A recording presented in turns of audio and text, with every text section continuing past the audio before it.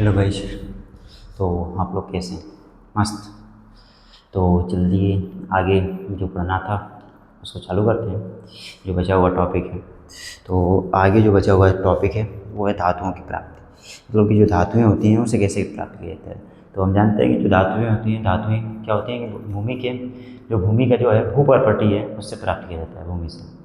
तो भूमि से क्या किया जाता है कि धातुओं को प्राप्त किया जाता है। तो कुछ धातुएं ऐसी होती हैं कि या तो क्या है कि अकेले पाई जाती हैं, जिसे कहते हैं कि मुक्त पाई जाती हैं, या तो किसी के साथ जुड़ी रहती हैं।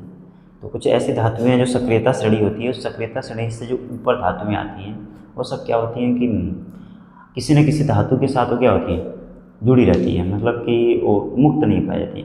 और जो सक्रियता श्रेणी में जो नीचे की तरफ आती हैं धातुएं, वो सब क्या होती हैं, मुक्त धातुएं होती हैं। मतलब वो किसी से क्रिया नहीं करती हैं। और जो ऊपर वाली होती हैं वो कहते हैं किसी से क्रिया करके कुछ यौगिक के रूप में पाई जाती हैं।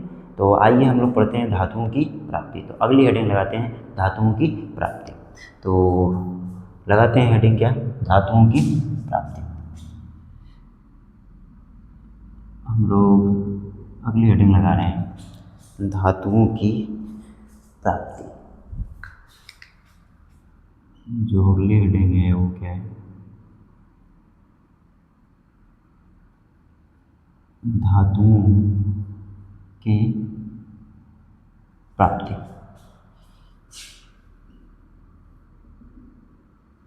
मतलब कि जो धातुएं होती हैं उसे कैसे प्राप्त किया जाता है।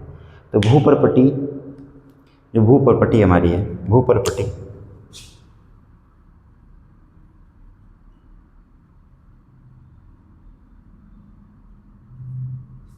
जो भूपर्पटी है, भूपर्पटी धातुओं का प्रमुख स्रोत है। जो भूपर्पटी है वो क्या है, धातुओं का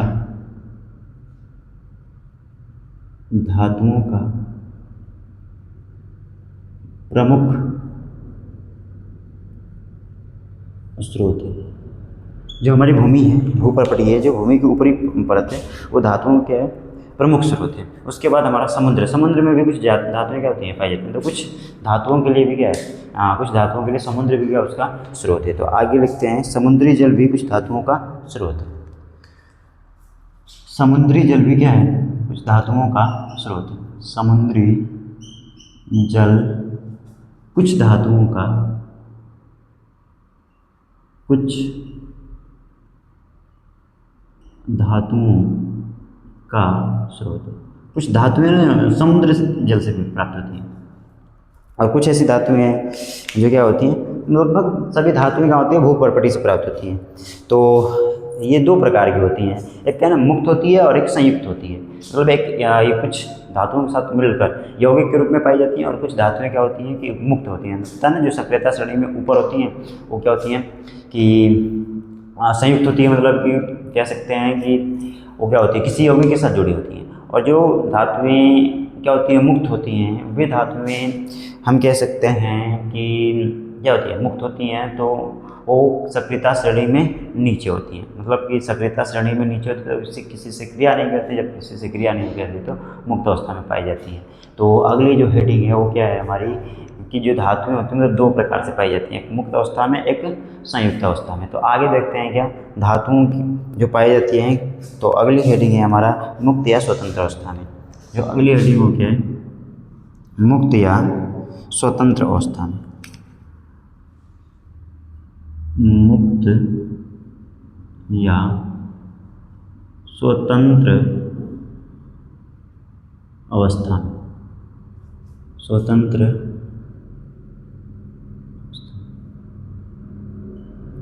कुछ धातुएं होती हैं वो क्या होती हैं, मुक्त तथा स्वतंत्र अवस्था में पाई जाती हैं। तो वे ठोस धातुएं, इसमें लिख सकते हैं कि वे ठोस धातुएं, वे ठोस धातुएं जो कम क्रियाशील होती हैं, जो कम क्रियाशील होती हैं, जो कम क्रियाशील होती हैं, प्रकृति में मुक्त अवस्था या स्वतंत्र अवस्था में पाई जाती हैं। प्रकृति में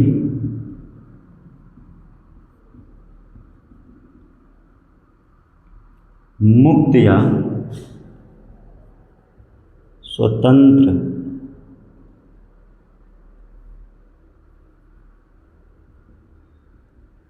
अवस्था में अवस्था में पाई जाती है। जो कम क्रियाशील होती हैं वो क्या होती हैं, मुक्त अवस्था में। प्रकृति में क्या होती है, मुक्त अवस्था में पाई जाती हैं।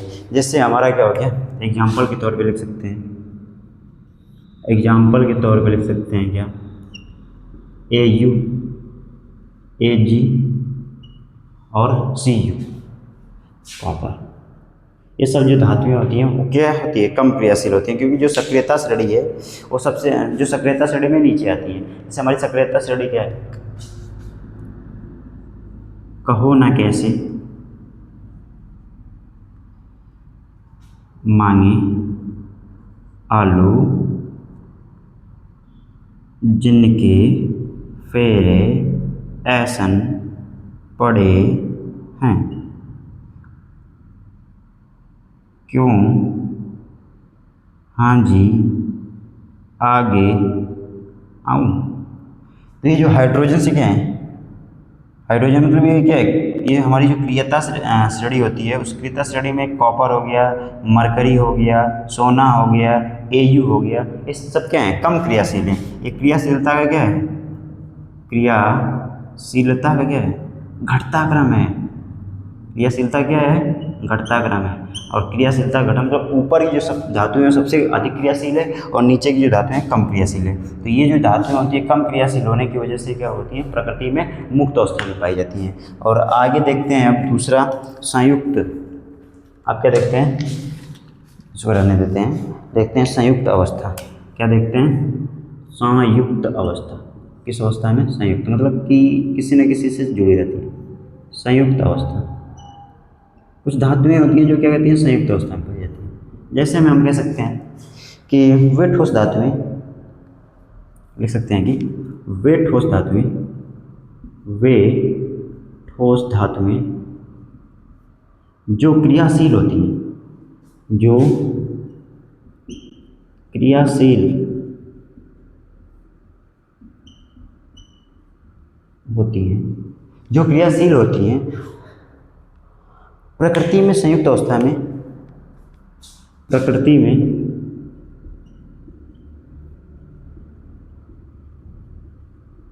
संयुक्त अवस्था में, अर्थात अपने यौगिकों के रूप में पाई जाती है। अर्थात हम कह सकते हैं अपने यौगिकों के रूप में पाई जाती है। किस में पाई जाती है, अपने यौगिकों के रूप में। जो क्रियाशील है तो किसी न किसी से क्रिया कर लेंगे। कहा जाता है ना कि कोई झगड़ालू व्यक्ति है तो तुरंत तो झगड़ा कर लेता है किसी न किसी से, अगर कोई सीधा साधा व्यक्ति है तो क्या करता है, किसी से झगड़ा नहीं करता। तो ये वही धातु है कि जो क्या करती है, किसी न किसी से क्या करती है, तुरंत क्रिया कर लेती हैं। इसलिए ये क्या होती है, मुक्त अवस्था में नहीं पाई जाती हैं, ये क्रियाशील होती हैं। और क्रियाशील होने की वजह से ये क्या होती है, संयुक्त अवस्था में पाई जाते हैं। मतलब कि अर्थात इसको कह सकते हैं कि यौगिक मतलब किसी न किसी धातु के साथ जुड़ी रहेंगी या अधातु के साथ वो क्या करते रहेंगी, जुड़ती रहेंगी। तो हम कह सकते हैं जैसे कि सोडियम हो गया, कैल्शियम हो गया। एग्जाम्पल के तौर पे हम लिख सकते हैं कि हमारा क्या हो गया, सोडियम हो गया, कैल्शियम हो गया, मैग्नीशियम हो गया और Fe हो गया, आयरन हो गया और जिंक हो गया। ये सब क्या है, अधिक सक्रियता श्रेणी में क्या, ऊपर की तरफ। जब ऊपर की तरफ तो क्या होगी, क्रियाशील होगी। जब क्रियाशील होगी तो किसी से क्रिया कर लेंगे, अगर क्रिया करेंगे तो क्या होगी, अपने यौगिकों के रूप में पाई जाएंगी। तो यहाँ तक समझ में आया। और पता है कुछ धातुएं ऐसी होती हैं जो क्या होती है, मुक्त अवस्था में और संयुक्त अवस्था में भी पाई जाती है। तो कुछ धातुएं प्रकृति में मुक्त एवं संयुक्त दोनों रूपों में पाई जाती हैं। कुछ धातुएं प्रकृति में मुक्त एवं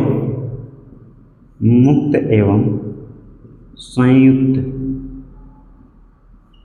दोनों अवस्थाओं में पाई जाती है, दोनों अवस्थाओं में क्या होती है, पाई जाती है, दोनों अवस्थाओं में क्या करती है, मिलती है। एग्जाम्पल बताइए तो लिख लेते हैं। जैसे हमारा कॉपर हो गया, Fe हो गया, एग्जाम्पल के तौर पे हम लिख सकते हैं कि हमारा जो कॉपर हो गया, कॉपर भी क्या होता है, दोनों अवस्थाओं में पाया जाता है। हमारा Fe हो गया, लोहा हो गया, आयरन जिसे कहते हैं, ये भी क्या होता है, दोनों अवस्थाओं में पाया जाता है। उसी तरह हम कह सकते हैं सोना, सोना नहीं Ag, चांदी को कह सकते हैं, ये सब क्या होती है, दोनों अवस्थाएं में पाई जाती हैं। तो समझ में आया कि धातुओं की जो प्राप्ति होती है वो किस प्रकार से की जाती है। कि भूपर्पटी में धातुओं का प्रमुख स्रोत क्या है, भूपर्पटी है, मतलब भूमि। और भूमि में जो है क्या है, भूपर्पटी होगी। समुद्री जल में कुछ धातुओं का भी क्या होता है, कुछ धातुएं मिलती हैं, मतलब वो समुद्री जल भी क्या है, कुछ धातुओं का स्रोत है। उसके बाद जो धातुएं होती हैं दो तीन प्रकार से पाई जाती हैं। कुछ क्या होती हैं, कम क्रियाशील होती हैं, तो क्या होती है, मुक्त अवस्था में पाई जाती हैं। और जो अधिक क्रियाशील होती हैं वो क्या होती है, संयुक्त अवस्था में पाई जाती हैं। कुछ ऐसी धातुएं होती हैं जो प्रकृति में मुक्त भी पाई जाती हैं, कभी कभी मुक्त भी हो जाती हैं, और कभी कभी दोनों, मतलब ये मुक्त और दोनों, प्रकृति मतलब मुक्त और संयुक्त दोनों अवस्थाओं में पाई जाती है। जैसे हमारा कॉपर हो गया, कॉपर क्या होता है, प्रकृति में मुक्त और संयुक्त दोनों में पाया जाता है। हमारा आयरन हो गया और सिल्वर हो गया, Ag हो गया। तो यहाँ तक समझ में है। नोट, पता है भूपर्पटी में सबसे सर्वाधिक जो धातु है वो क्या है, एल्युमिनियम है। तो नोट में लिख सकते हैं, क्या लिखेंगे नोट में, नोट में लिख सकते हैं कि भूपर्पटी में, भूपर्पटी में सर्वाधिक मात्रा में, सर्वाधिक मात्रा में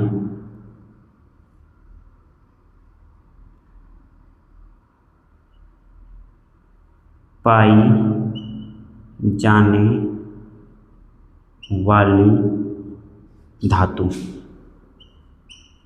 पाई जाने वाली धातु क्या है, एल्युमिनियम। एल्युमिनियम जो है ना वो भूपर्पटी में बहुत ज़्यादा पाई जाती है। उसी तरह हम कह सकते हैं नोट फर्स्ट मान लेते हैं इसको, इसको कह सकते हैं नोट फर्स्ट। उसके बाद नोट सेकंड में हम लोग लिख सकते हैं, अरे इसको लिख लेना 500 2000 जो भी, जो जैसे मर्जी तैसे लिख लेना नोट। अगर जितना अच्छा लिखोगे उतना क्या होगा, याद होगा जल्दी, इतना सुंदर नोट्स होगा। और भूपर्पटी में, भूपर्पटी में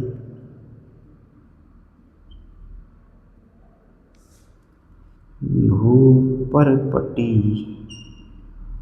में सर्वाधिक मात्रा में पाई जाने वाली है धातु, सर्वाधिक मात्रा में, यहाँ भूल गए हैं, मात्रा में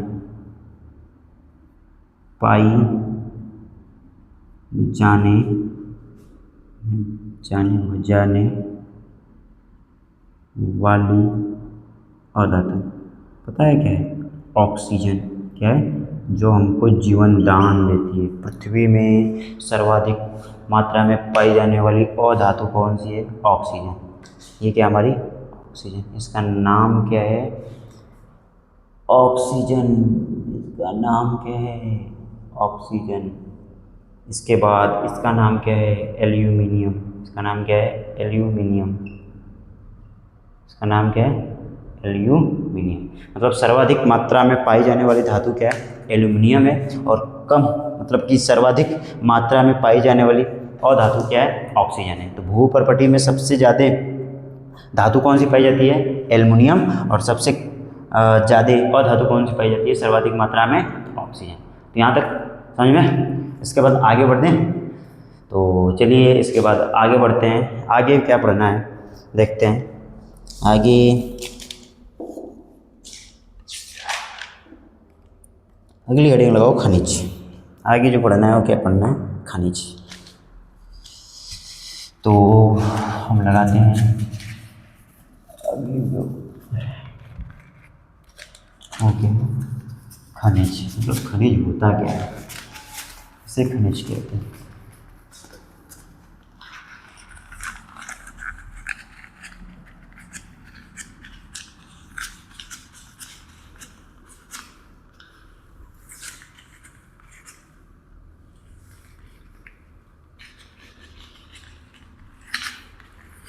तो आगे चलते हैं खनिज।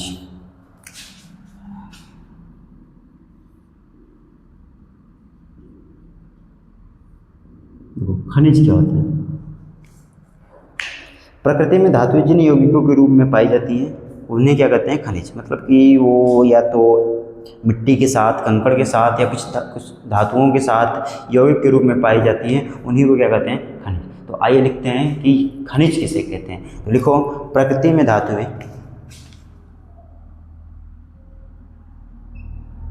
प्रकृति में धातुएं जिन यौगिकों के रूप में पाई जाती हैं,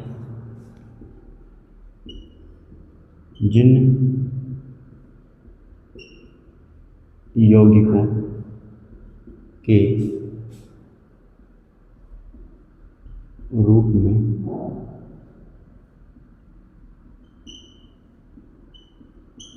पाई जाती हैं वे खनिज कहलाते हैं। वे खनिज कहलाते हैं। वे खनिज कहलाते हैं। जिन रूपों, ऐसे कह सकते हैं, जिन रूप में पाई जाती हैं या जिन रूपों में पाई जाती है, ऐसे लिख लेते हैं, जिन रूपों यौगिकों के रूपों में पाई जाती हैं वे कहती हैं खनिज कहलाती हैं। जैसे कि कॉपर पायराइट, एग्जाम्पल के तौर पे लिख सकते हैं, कॉपर पायराइट, कॉपर पायराइट, इसका फॉर्मूला होता है CuFeS2, CuFeS2। देखो इसमें कॉपर भी है और आयरन भी है, मतलब ये दोनों अवस्थाओं में पाई जाती है, मतलब मुक्त भी पाई जाती हैं और संयुक्त, मतलब ये दोनों देखो जुड़ी हुई हैं। तो कॉपर भी एक धातु है और आयरन भी क्या है, धातु है। तो प्रकृति में धातुएं जिन यौगिकों के रूप में पाई जाती हैं उन्हें क्या कहते हैं, खनिज कहते हैं। जैसे हमारा क्या होगा, कॉपर पायराइट, CuFeS2। और पता है कि जो खनिज होते हैं उनमें अशुद्धियाँ पाई जाती हैं, कंकड़ बालू मिट्टी जो भी होते हैं उनमें लगी होती हैं, तो उसे आधात्री कहते हैं। जिसे कहते हैं मैट्रिक्स, जिसमें क्या हो, अशुद्धियाँ मिली हों, कंकड़ बालू मिट्टी, जो भी यौगिकों के मतलब धातुओं में अशुद्धियाँ प्राप्त होती हैं, जो यौगिक मिलते हैं उनमें अशुद्धियाँ होती हैं। अशुद्धियों की वजह से वो क्या होते हैं, उसको पहचानना मुश्किल होता है। मतलब कि अगर कोई व्यक्ति कभी मतलब धातु को देखा नहीं है, मतलब कि अगर हम सोने को देखें तो सोने को रियली में अगर हमको भू प्रॉपर्टी से मिले तो हम उसको पहचानने में क्या हो जाएंगे, इनकार कर देंगे, फेंक देंगे, क्योंकि वो अशुद्ध मात्रा में होता है, इसमें मिट्टी कंकड़ पत्थर सब मिले हुए हैं, तो उसको कहते हैं आधाती या मैट्रिक्स। तो नोट्स, एक नोट लिखो, क्या नोट लिखना है कि खनिज में धातु, नोट लिखते हैं, 1000 का नोट लिखते हैं, क्या लिखते हैं कि खनिज में धातु,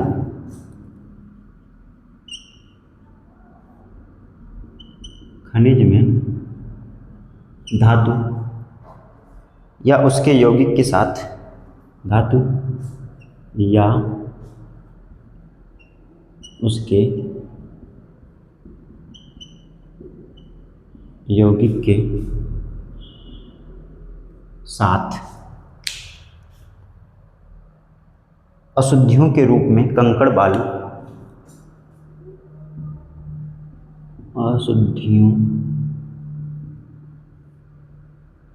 के रूप में कंकड़ बालू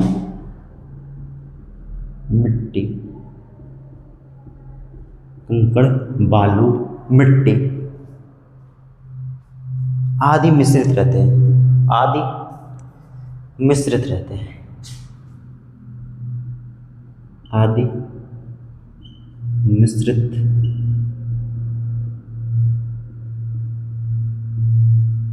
आदि क्या होते हैं, मिश्रित रहते हैं। और इन अशुद्धियों को आधात्री, और इन अशुद्धियों को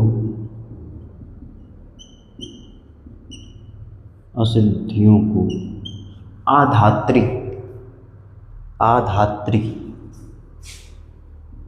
आधात्री या मैट्रिक्स कहते हैं। समझ में आई? धातुएं या तो अशुद्ध रूप में पाई जाएंगी, जो अशुद्धियाँ मिली रहती हैं उन्हीं को क्या कहते हैं? मैट्रिक्स कहते हैं या आधात्री कहते हैं। तो यहाँ तक समझ में आएगा, हो गया। उसके बाद आगे देखते हैं अयस्क। उसके बाद क्या देखते हैं? अयस्क। उसके बाद आगे देखते हैं अयस्क। अयस्क क्या होता है? तो चलिए अयस्क देखते हैं क्या होता है। अयस्क होता है ना कि वे खनिज जिन्हें क्या कहते हैं? धातु का निष्कर्षण या सुगमता से, मतलब कि हम क्या करें कि धातुओं को कम खर्च में क्या करते हैं? यौगिक के रूप में पाई जाती है, मतलब हम कम खर्च में उस धातु को शुद्ध कर लें, शुद्ध अवस्था में प्राप्त कर लें, उसी को कहते हैं अयस्क। मतलब कि हमने क्या किया कि ये जो धातुएं मिली थी अशुद्धि, जो आधात्री मिली थी या जो मैट्रिक्स मिला था, ये इनको क्या करें कि हम इसमें कम खर्च लगाएं, कम पैसे लगाएं, कम पैसे लगाकर क्या करें? उसको शुद्ध रूप में कर लें, उसी को कहते हैं अयस्क। तो अगली हेडिंग है हमारी जो क्या है? अयस्क। अयस्क में लिखेंगे क्या कि वे खनिज, जिससे में ऐसे लिख सकते हैं कि वे खनिज, वे खनिज जिनसे धातु का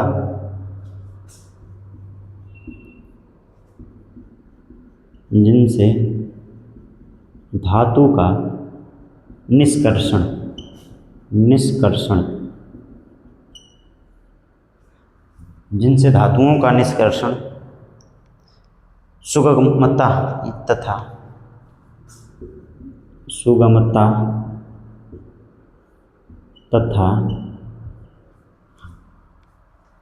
मितव्ययता,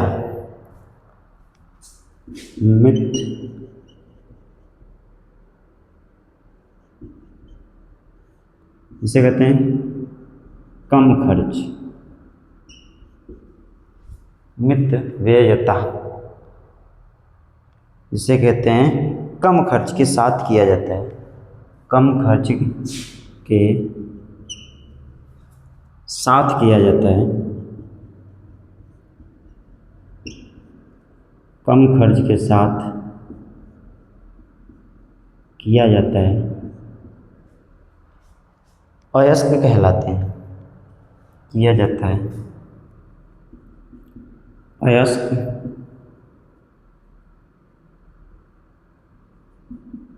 अयस्क कहलाते। समझ में? अगर हम खर्च कर कम खर्च में क्या करें? उसको आसानी से प्राप्त कर लें, मतलब शुद्ध प्राप्त कर लें, उसी को क्या कहते हैं? अयस्क कहते हैं। तो कुछ अयस्क के नाम भी हैं। उदाहरण के तौर पे हम लिख सकते हैं हार्न सिल्वर, हार्न सिल्वर। इस जो होता है वो कहता है, इसका फॉर्मूला होता है AgCl। ये क्या है? अयस्क है। मतलब ये क्या है? इसको कम खर्च में हम क्या कर सकते हैं? अलग कर सकते हैं। तो कुछ लिखते हैं अयस्कों के नाम जो बोर्ड एग्जाम में क्या है? इम्पोर्टेंट है। कुछ अयस्क ऐसे हैं जो बोर्ड एग्जाम में पूछता है कि ये ऑक्साइड अयस्क हैं या सल्फाइड अयस्क हैं या और अलग अलग प्रकार के नाम हैं। तो आइए चलते हैं क्या है? अयस्कों के नाम देखते हैं। तो अगली जो हमारी हेडिंग है या इसको कह सकते हैं एक नोट पॉइंट है, वो क्या है? ऑक्साइड। क्या?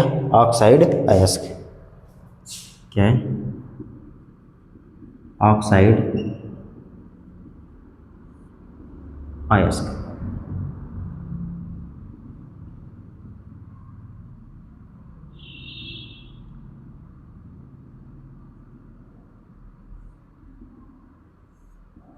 इसमें जैसे बॉक्साइड हो गया, इसमें देखते हैं क्या?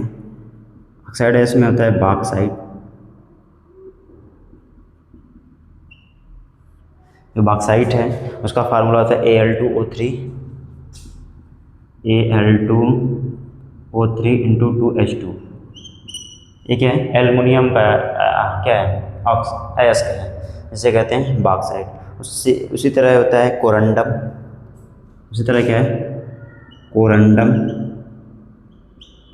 इसका जो फार्मूला होता है Al2O3, Al2O3। उसके बाद हम कह सकते हैं क्यूप्राइट, क्या क्यूप्राइट Cu2O, क्यूप्राइट। उसी तरह हेमेटाइट, उसी तरह क्या है हेमेटाइट Fe2O3। उसी तरह मैग्नेटाइट, उसी तरह ऑक्साइड एस में आता है मैग्नेटाइट। मैग्नेटाइट का जो फॉर्मूला होता है Fe3O4, क्या होता है Fe3O4। इसका फॉर्मूला क्या होता है Fe3O4। इसी तरह जिंकाइट, उस तरह क्या जिंकाइट, जिसका फॉर्मूला होता है ZnO।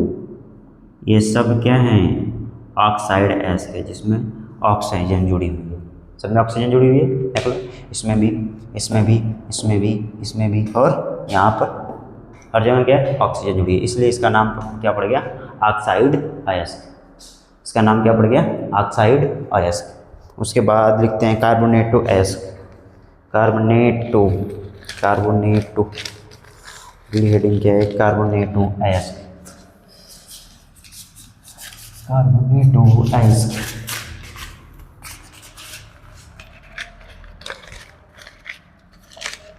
लिखते हैं क्या कार्बोनेटो एस्क। इसमें कुछ फार्मूले हैं लिख लेते हैं, जैसे कैलेमाइन, क्या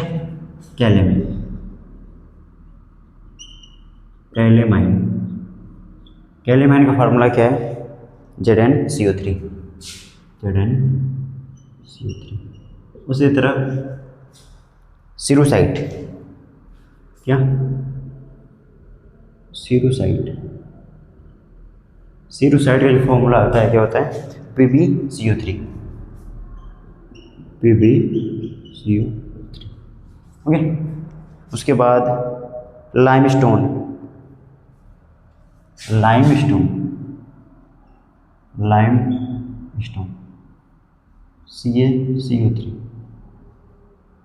लाइमस्टोन। उसके बाद सीडेराइट, ऐसे कह सकते हैं सीडेराइट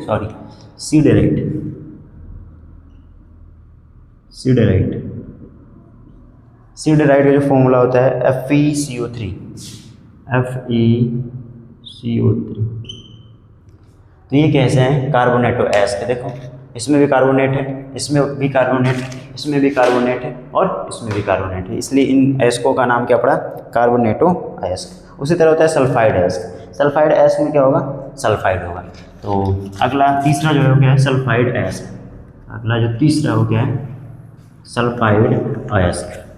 तो हेडिंग है तीसरे की क्या है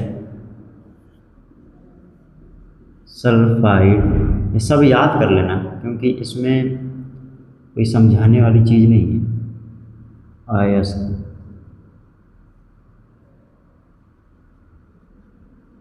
सल्फाइड अयस्क, जैसे कॉपर पायराइट, CuFeS2।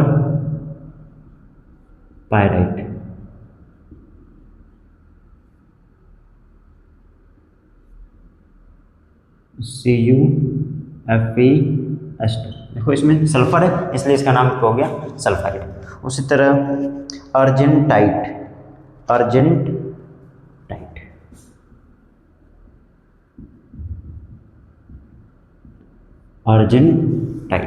इसका फार्मूला होता है Ag2S। उसी तरह जिंक ब्लेंड, क्या जिंक ब्लेंड, इसका फॉर्मूला है ZnS। इसका फॉर्मूला क्या है ZnS। उसी तरह कुछ और है जैसे सीनेबार,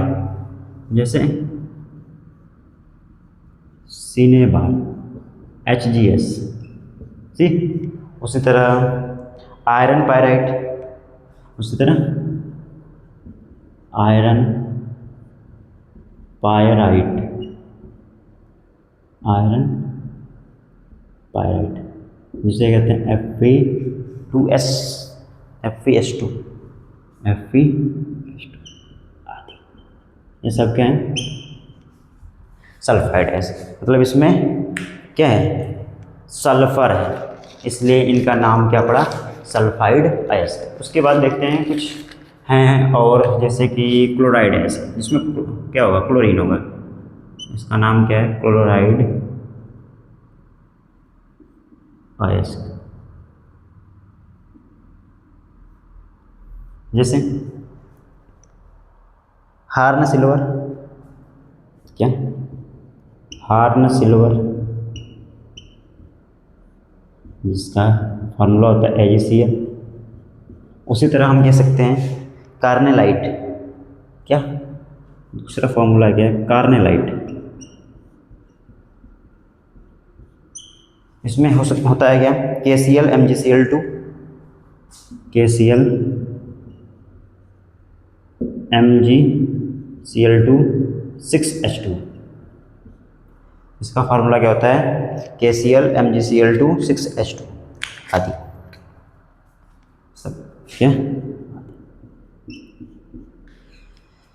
तो यहाँ तक उम्मीद करते हैं कि समझ में आया होगा। तो आज की जो क्लास थी कैसी लगी, और जो पढ़ाया गया है उसका क्या कर देना, रिवीजन कर लेना, और जो जितनी पिछली वीडियो हैं सबका क्या करो, उसको 2 गुना स्पीड से क्या कर सकते हो? देख सकते हो, और उसका रिवीजन करते रहो। अगर जितनी बार आप लोग रिवीजन करेंगे उतना ही अच्छा क्या होगा? परसेंटेज आएगा। तो हम यही कह रहे थे कि आप लोग क्या करिए, अच्छे से पढ़िए, मस्त रहिए और रिवीजन करते रहिए। तो धन्यवाद, आज के लिए यहीं तक।